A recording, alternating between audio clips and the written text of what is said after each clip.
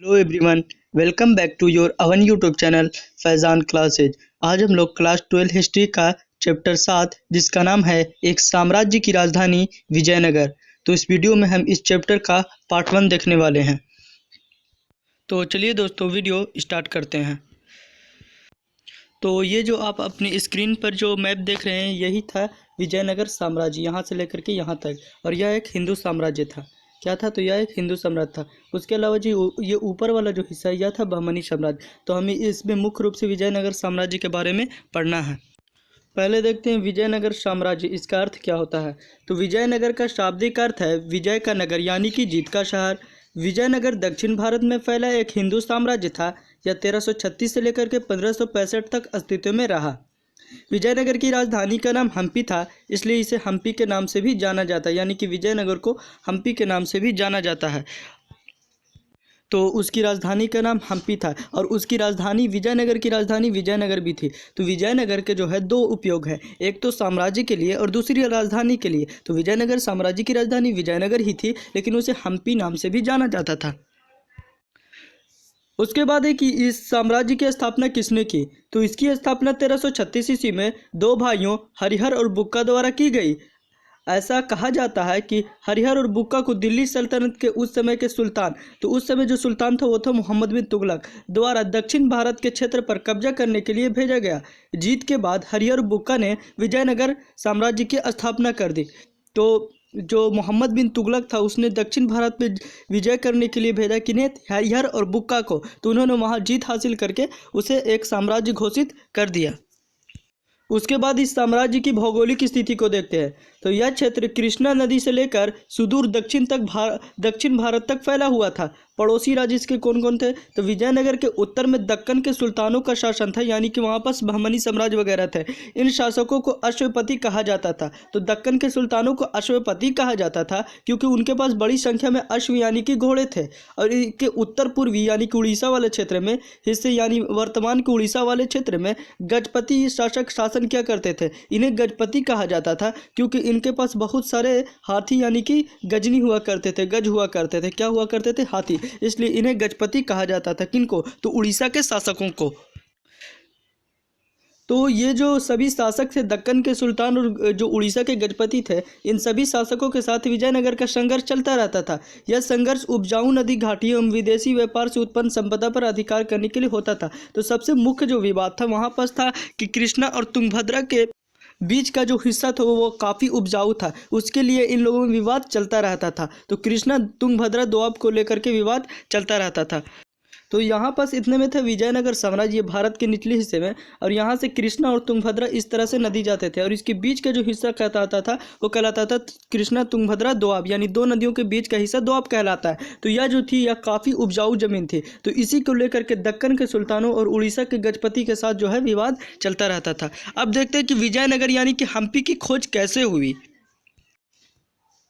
तो हम्पी के भग्नावशेष यानी कि इसके कुछ अवशेष खंडहर 1800 ईस्वी में कर्नल कॉलिन मैकेंजी द्वारा खोजे गए। तो कर्नल कॉलिन मैकेंजी ने इसके खंडहरों से कुछ अवशेष ग्रहण किए। कर्नल कॉलिन मैकेंजी एक इतिहासकार एवं मानचित्रकार थे और ईस्ट इंडिया कंपनी में कार्यरत थे, यानी कि ईस्ट इंडिया कंपनी में करने वाले वो एक क्या थे? कर्मचारी वगैरह थे। विजयनगर के बारे में और अधिक जानने के लिए उन्होंने विरूपाक्ष मंदिर और पंपा देवी के पूजा स्थलों के पुरोहितों से बातचीत की। तो वहाँ पास एक विरूपाक्ष मंदिर और पंपा देवी के पूजा स्थल थे। तो उनके बारे में उन्होंने उन लोगों वहाँ पास जो लोग रहते थे उनसे पूछा। किसके बारे में? तो विजयनगर के बारे में। और उनकी स्मृति यानी कि यादों के आधार पर जानकारी इकट्ठे की कि लोगों के याद में विजयनगर के बारे में कौन कौन सी बातें जिंदा हैं, यानी कि उन्हें कौन कौन सी बातें याद है। अगला है कि इन सब जानकारियों के आधार पर मैकेंजी ने क्षेत्र का पहला सर्वेक्षण मानचित्र बनाया। तो उन्होंने पहला जो विजयनगर साम्राज्य था उस क्षेत्र का पूरे का पूरा मानचित्र बनाया। किनके आधार पर? तो जो लोगों ने इन्हें बताया, अपनी स्मृतियों में जो यादों से बताया इसके बारे में जानकारी, तो उस आधार पर इन्होंने इसका चित्र बनाया, मानचित्र बनाया।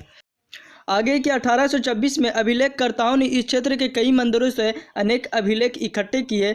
इकट्ठे किए। 1856 में यहाँ के भवनों के चित्र इकट्ठे करने आरंभ किए गए और शोधकर्ताओं ने यानी कि खोजकर्ताओं ने इन चित्रों का अध्ययन किया। विजयनगर के इतिहास को समझने के लिए इन सभी जानकारियों के अलावा इतिहासकारों ने विदेशी यात्राओं के वृत्तांत एवं तमिल संस्कृत में लिखे गए साहित्य का सहारा भी लिया।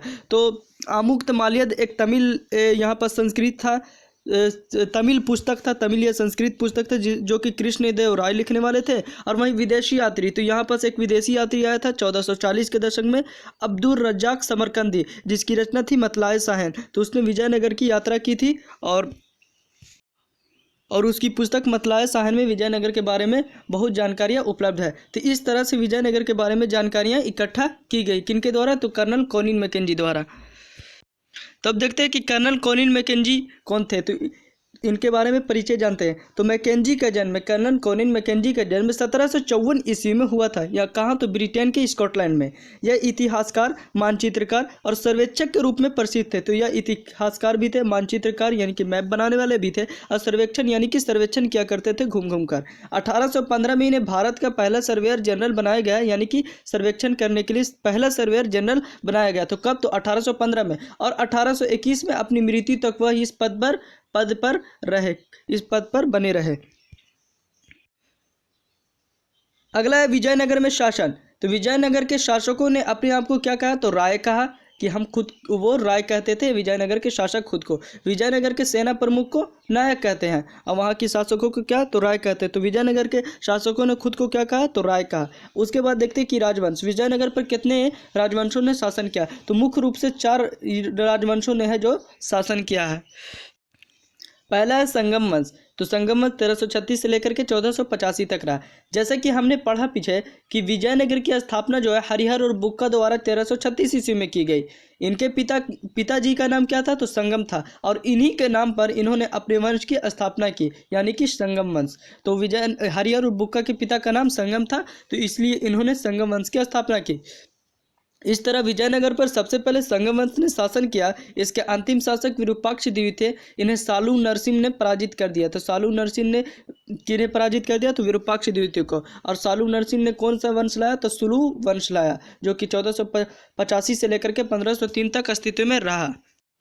आगे कि सुलू लोग संगम वंश के दौरान सैनिक कमांडर थे यानी कि सेनापति सेना थे। लेकिन संगम वंश के अंतिम शासक विरूपाक्ष द्वितीय को हराकर सालू नरसिंह ने अपने शासन की स्थापना की। यहीं से सुलू वंश की शुरुआत हुई। इसके अंतिम शासक यानी सुलू वंश के अंतिम शासक इम्माडी नरसिंह थे, इन्हें वीर नरसिंह ने पराजित कर दिया। तो वीर नरसिंह कौन था? तो इम्माडी नरसिंह का सेनापति था। तो इम्माडी नरसिंह ने फिर तुलु वंश की स्थापना की, जो कि सबसे योग्य वंश था। तो देखते हैं आगे इसमें। तो 1503 से लेकर के 1565 तक यह अस्तित्व में रहा। तुलु वंश के प्रथम शासक वीर नरसिंह द्वारा सुलु वंश के अंतिम शासक को हराकर तुलु वंश की स्थापना की गई। तो तुलु वंश के प्रथम शासक कौन थे? वीर नरसिंह थे। तो उन्होंने किन्हें हराया? इम्माडी नरसिंह यानी सुलु वंश के अंतिम शासक को हराया। इसी वंश के दौरान यानी कि तुलु वंश के दौरान ही कृष्णदेव राजा बने। तो कृष्णदेव राय जो संबंधित थे वो तुलु वंश से संबंधित थे। इन्हें विजयनगर का सबसे प्रतापी यानी कि सबसे शक्तिशाली राजा माना जाता है। तुलु वंश के आखिरी शासक सदाशिव थे। इनके सेनापति तिरुमल ने इनकी हत्या कर दी। तो तुलु वंश के अंतिम शासक कौन थे? सदाशिव। और इनके सेनापति कौन थे? तो तिरुमल। इन्होंने किनकी हत्या कर दी? तो सदाशिव की हत्या कर दी। और फिर आया आखिरी वंश अरविंदु वंश। तिरुमल द्वारा तुलु वंश के आखिरी शासक को हराकर अरविंदु वंश की स्थापना की गई। अरविंदु वंश के जो अंतिम शासक थे श्रीरंग तृतीय थे। अब आता है विजयनगर के प्रतापी शासक कौन थे? तो कृष्णदेव राय थे। तो इनके बारे में जानते हैं। तो इन्होंने क्या क्या काम किया यानी कि इनकी उपलब्धियों के बारे में जानते हैं। तो 1509 ईस्वी में कृष्णदेव राय ने शासन संभाला। इस दौर को विजयनगर का सबसे समृद्ध एवं खुशहाल दौर माना जाता है।